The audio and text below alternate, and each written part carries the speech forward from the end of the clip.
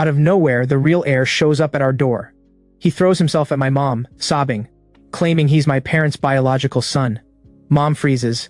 Leo freezes. I freeze. Leo throws up a hand and declares we're all getting DNA tests. Mom's knees nearly give out as she speed dials Dad.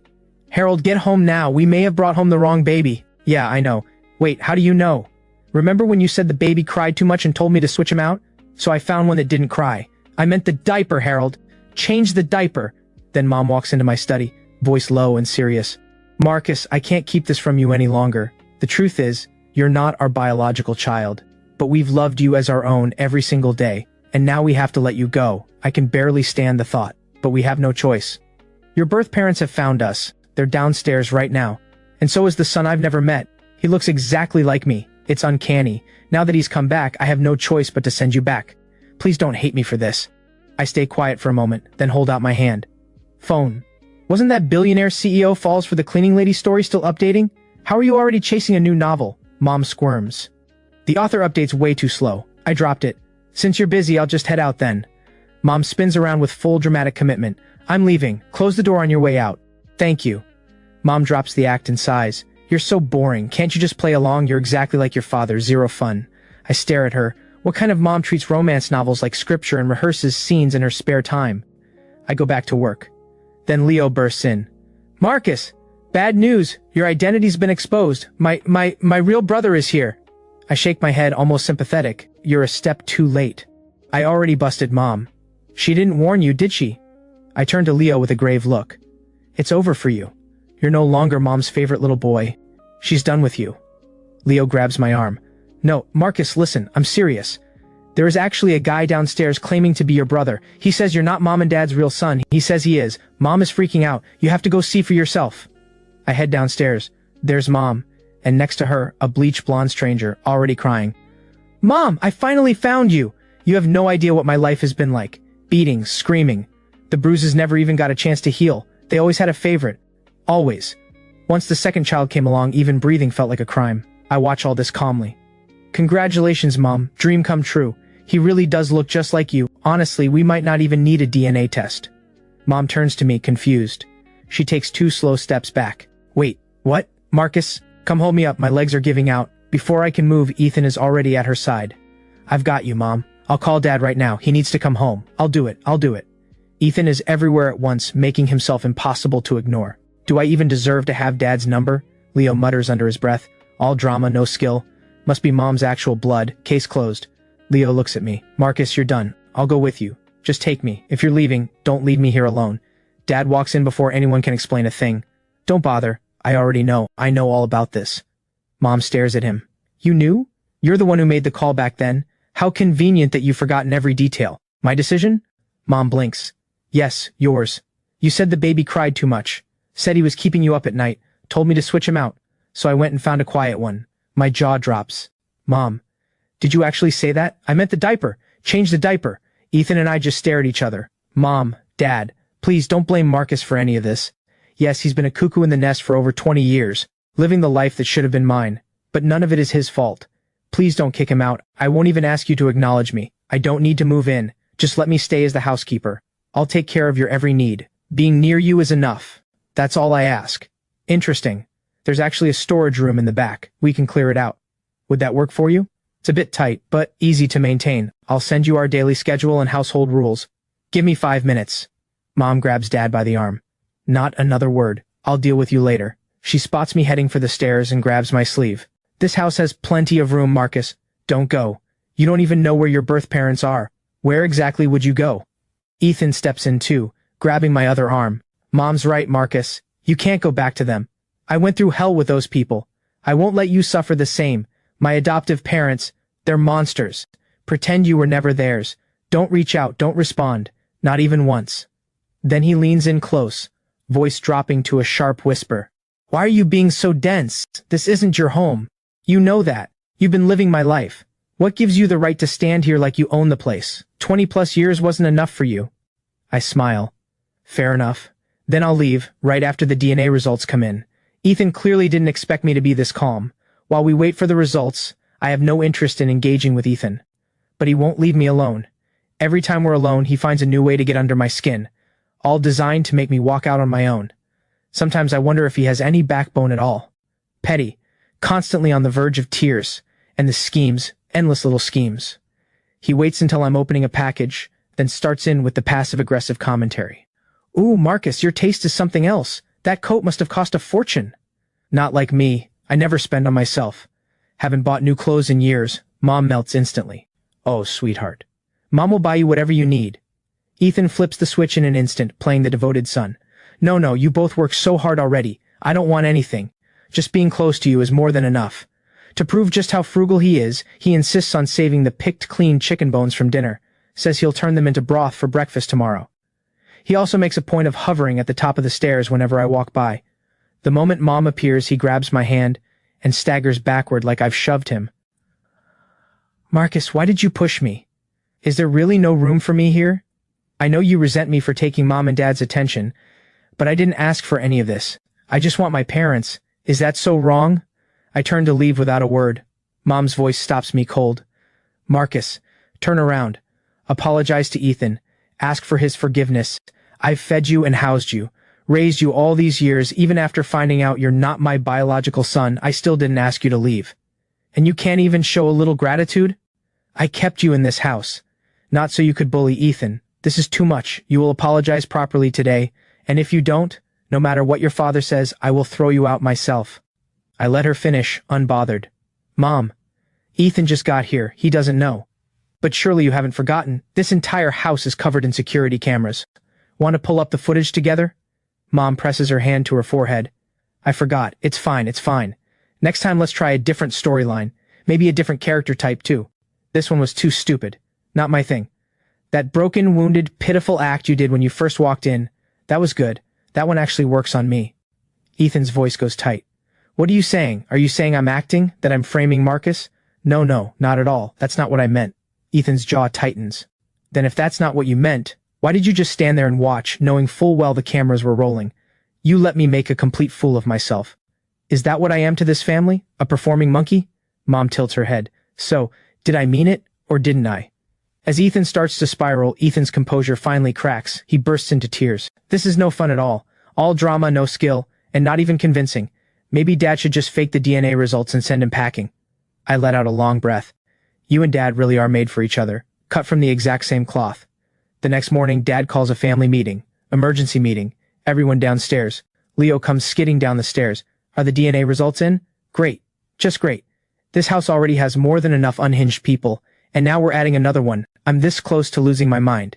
Ethan hasn't slept. His composure is slipping. Since the results are in, what exactly do you plan to do about this? As far as I know, Marcus has quite a few properties and bank accounts in his name. Birthday gifts from you over the years. Coming-of-age presents.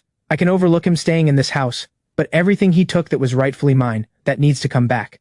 And that engagement to the Lane family's daughter, that shouldn't stand anymore. Have you spoken to the Lanes about this? Are they looking to call it off, or just swap out the groom? Personally, I think the engagement can continue. I've seen the girl, she's quite pretty. Dad cuts him off. Hold on, look at this first. Ethan tears open the envelope. His face goes blank.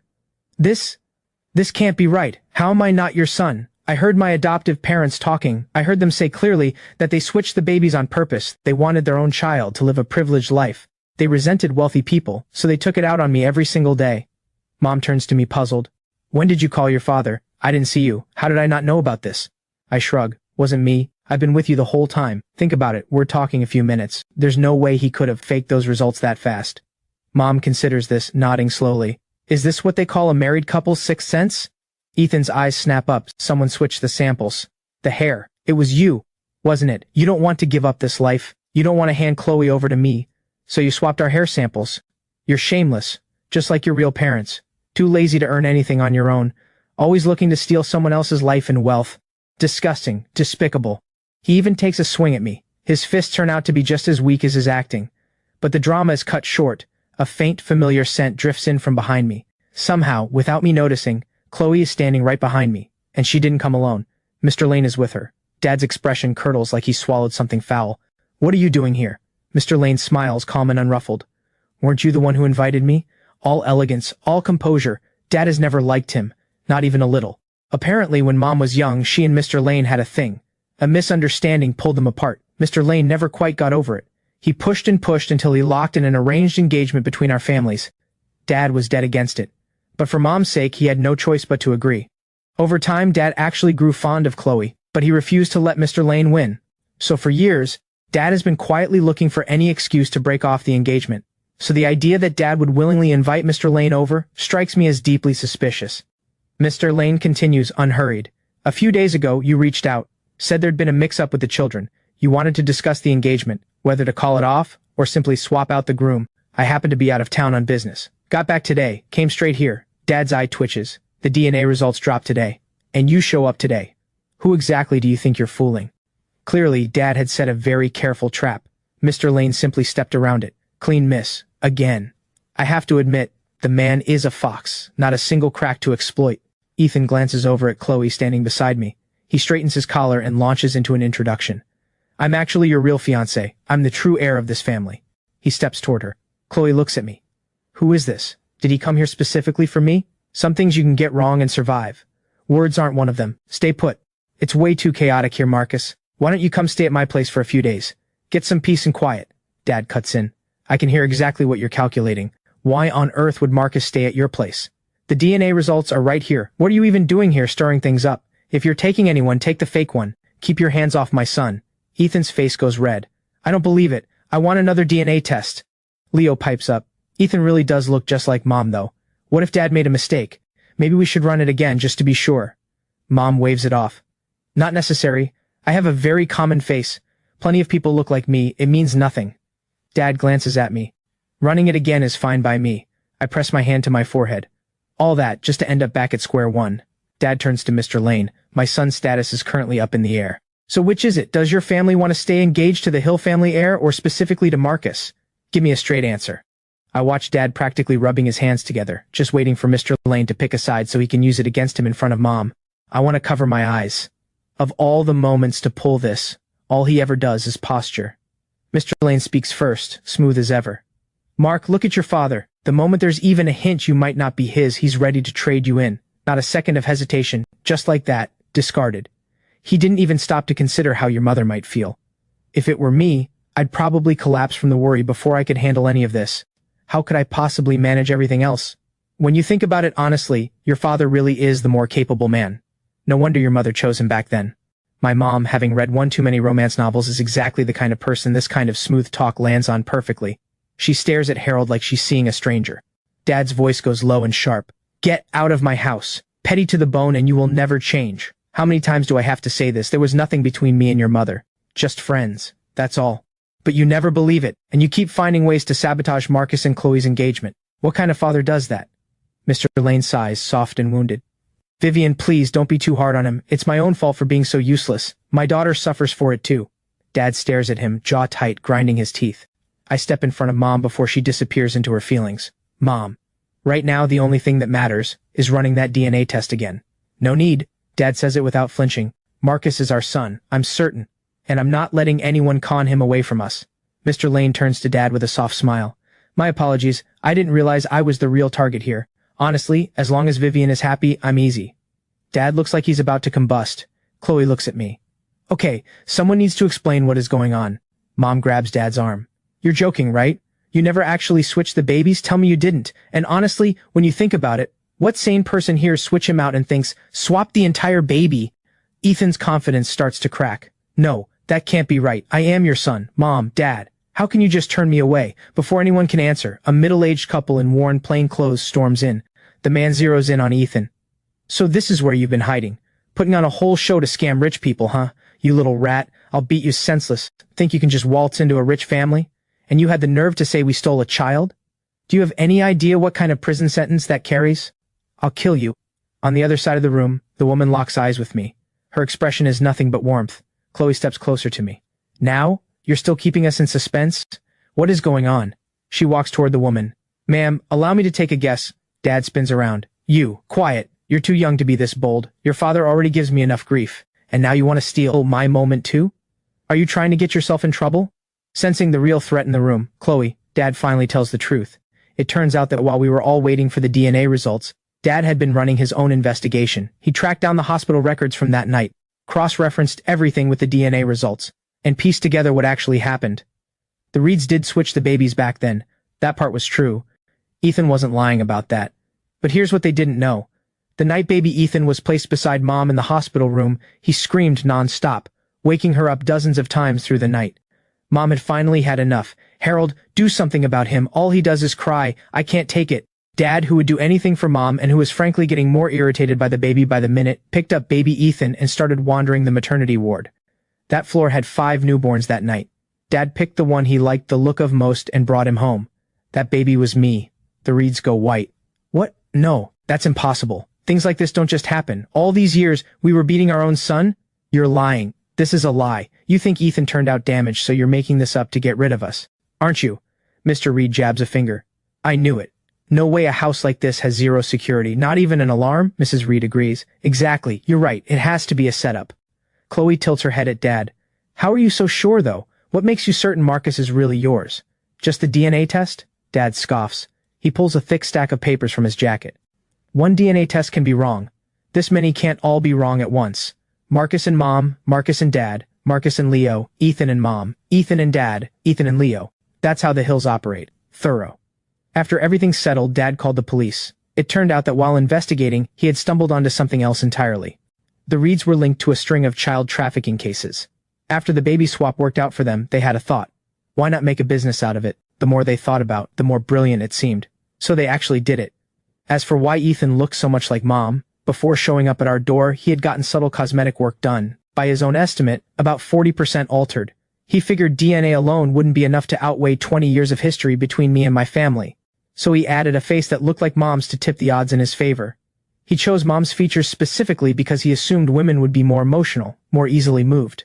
What he didn't count on was a family that doesn't follow any script. Total waste of a face.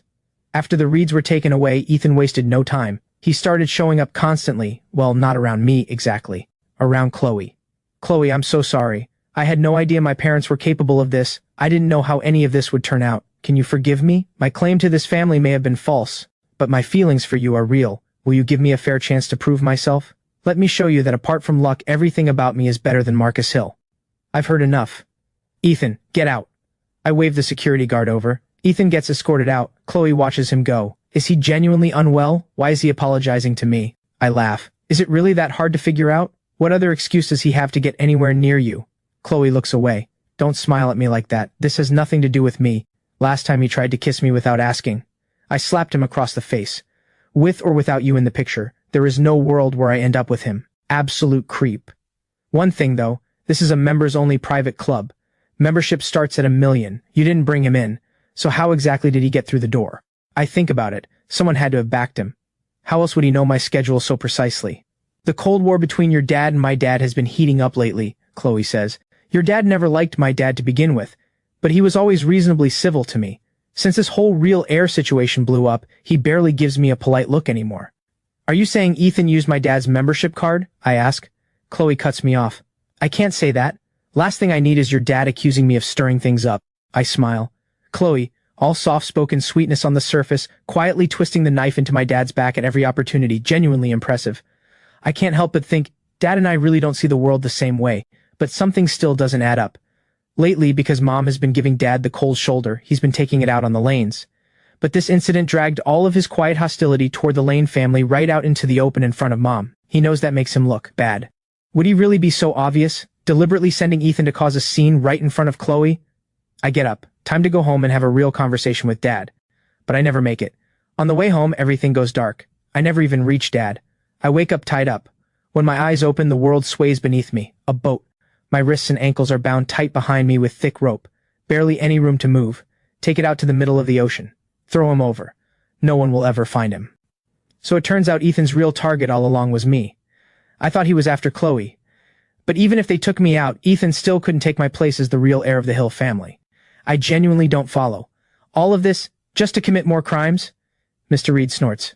Nice try. You're fishing. He caught on immediately. Fair enough. A man who ran a trafficking operation for years without getting caught isn't someone you can trick with a simple question. Mr. Reed grins. You think I'm stupid? You think I'd just tell you everything? Ethan and I split up. Two-pronged attack. He goes after that brainless Lane girl. I take you out. You vanish without a trace. And your parents, desperate to fill that hole, they take Ethan in. He steps into your life. takes care of them in your place. Everything the Hills have becomes ours. Isn't that exactly what I set out to do when I switched those babies? He laughs. Mrs. Reed has had enough. Would you stop talking? You've said way too much already. You might as well broadcast it. Just do it. Now. She turns to me, eyes cold. If things had gone the way they were supposed to, you're the one who should have spent years being beaten. Not my Ethan. Every time I think about what he went through, I want to make you suffer for every single one of those days. Consider yourself lucky. I'll make it quick. Mr. Reed moves. I speak first. Wait. Do you actually think Ethan is on your side? Think about how many years you spent hurting him. He has every reason to hate you. Why would he help you? He played along with your plan. Let you grab me, so you'd go all the way, add murder to your record. He wants you locked up, and don't forget, I have a brother. Losing just one son would make my parents lose all reason, enough to take in a stranger, and hand over the entire family fortune. That's the plan? Ethan pitched that to you and you actually believed it? See this pin on my jacket? It's been streaming live to the cloud this whole time. The moment this boat docks, you'll find your beloved son standing there with the cops, waiting for you to finish the job. With me gone, Ethan can't just walk in and take my place. But if I'm gone and he's the one who handed you over to the police, delivered you himself, do you think my parents might be grateful enough to take him in as an adopted son? He slides into my life, gets the girl, lives like a king. And you two? You're just the stepping stones he kicked away on the way up. Don't listen to him. Mrs. Reed cuts in. Ethan would never do that to us. Just finish it. Do it now. He's trying to— Enough! I keep going. I'm not blind. In this room right now, the only one with no way out is Mr. Reed. The trafficking case, the cops are already building that. They're still gathering evidence. But if she pushes you into killing someone, that's a completely different charge. Isn't that exactly what she wants? To cut you loose, walk away with Ethan and start a new life. Think about it. If that's not the plan, why does she need you to be the one to do it? Why isn't she doing it herself? Something shifts behind Mr. Reed's eyes, like a thought actually forming for the first time. He glances over at Mrs. Reed beside him, cold and still as always, a snake waiting to strike. And the next second, the two of them go at each other right there on the boat. That's when my dad arrives, right on time. Chloe's hand is still trembling slightly when she looks at me. I'm glad you're okay. Lucky the necklace was cheap. They didn't bother taking it. That's how you tracked the signal and got to me so fast. This necklace. When I was 5 years old, Dad bought it as a birthday gift for Mom. Around that time, Mom had become obsessed with a newly released cross necklace.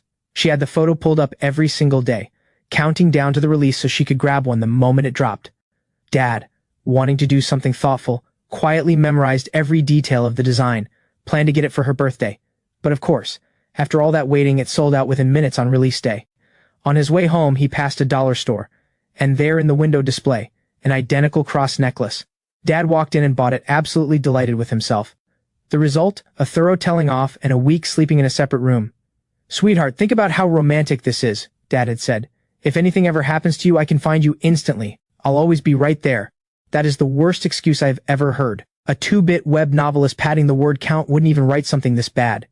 Get out of my sight. The necklace eventually made its way to me. I never took it off. My way of saying I actually loved the idea behind it. That's what finally softened Mom enough to let Dad make it up to her with the real one. After that, I just kept wearing it out of habit. Never thought to take it off. And today, of all days, it actually saved my life. Wait, Dad, I look at him. Why did Ethan have your membership card? I keep my voice even, but I'm not letting this go. If it hadn't been somewhere I knew well, I never would have let my guard down like that. Dad blinks. Did I? I don't know anything about that, son. He pivots immediately. Weren't you at the Lane family's private club when it happened? You got grabbed right under Mr. Lane's nose, and he had no idea. What exactly is that man good for? You cannot let this slide, Marcus. Make him answer for it. Mr. Lane sighs softly. He's right. It's my fault. Dad jumps on it. See? He's admitting it himself. If he hadn't opened the door, how would Ethan have gotten into his club in the first place? And another thing, Dad. I cut him off. Would you like to explain yourself to me right now, or would you prefer to explain it to Mom first? Dad goes quiet immediately. Come on, son. Have a little mercy. It was that face. He had your mother's face. The moment I found out he wasn't my son, looking at him made my skin crawl. I wanted to pay him to fix it. Get his original face back. He said he'd only do it on one condition. My membership card. I had no idea it would blow up like this. I never would have handed it over if I'd known. Mr. and Mrs. Reed are both taken into custody. Already facing trafficking charges, they now have kidnapping added to the list. 15 years minimum, at least. Ethan, as an accomplice, should have faced charges too. But Mrs. Reed took the fall for him, claimed full responsibility for everything, fought until Ethan walked out clean, officially unaware of any of it. Not a single charge. But on his very first day out, Dad had people waiting. They walked him straight into a cosmetic clinic and had his original face restored. So when he shows up looking for me, I don't even recognize him at first. Why aren't you dead at the bottom of the ocean? You were supposed to be gone. Then Mom and Dad would have taken me in. Chloe would have been mine. None of this is right. It wasn't supposed to go like this. I was so close. I was almost there. I'm supposed to be the main character. Everyone is supposed to love me and protect me. This isn't right. This isn't how the story goes. None of the novels I've read ended like this. I quietly pull out my phone and start recording. No wonder he always acted like that. Too many romance web novels. Way too many. I save the video and send it to Mom. You seeing this? This is what happens when you read too many romance novels. The brain stops working properly. Mom's voice comes through the phone, firm and dignified. I deleted everything, every single one. I don't read anymore. Ask Leo if you don't believe me. Have I dragged him into any of my scenes lately? Not once. Your mother has grown. You can trust me on this. But I'd heard otherwise.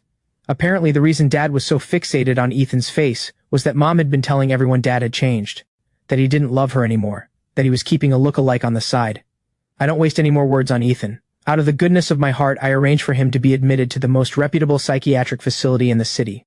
Then I compile his daily updates into a report and upload it directly to Mom's novel app for her regular reading. Educational material.